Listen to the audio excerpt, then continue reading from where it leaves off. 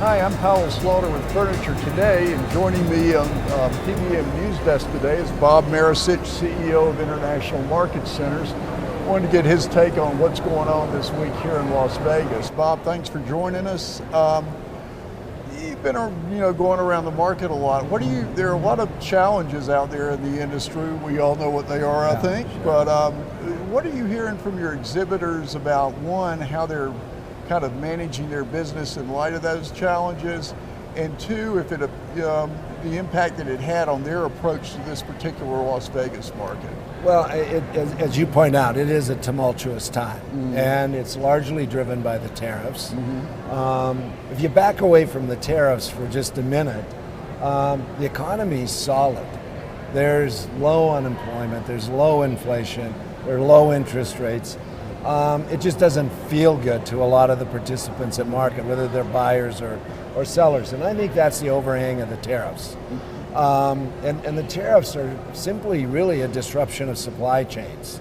And anytime there's a disruption, it affects lead times, it affects prices, quality.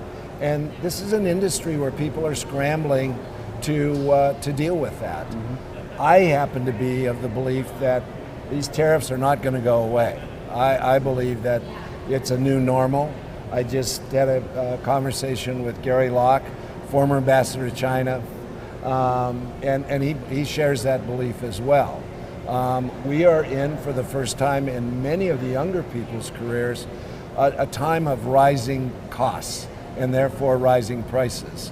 And whether you're a retailer or a manufacturer, that's a fact of life, and you individually have to come up with a strategy to deal with it. And it's the first or second inning of those strategies really being seen in the marketplace. Is there anything that you saw among exhibitors on how they are maybe using this market to strategize? Any particular trends you saw? Well, you've got everything from a banner out there where it says no price increases, no tariffs.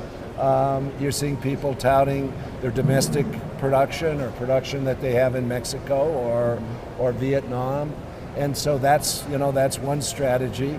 You're seeing people that have anticipated this and had moved out of China a long time ago, and they're talking about their ability to deliver on time and quality.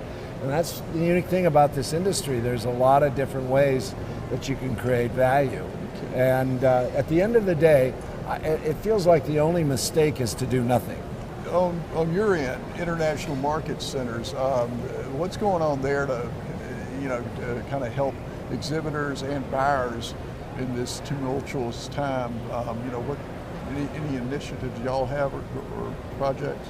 Well, at the end of the day, we have a very simple business, and it's putting buyers and sellers together. And the more buyers, the better it is for the sellers that are at market. And so all of our efforts are really focused first on getting more buyers from every channel of distribution here or to all of our markets, and then secondly, to do it in a way where they can get a lot of shopping done effectively and comfortably. Obviously the temperature is warm here, 111, 112 degrees, but everything's air conditioned. Feels good in here. Yeah, it's wonderful. Okay.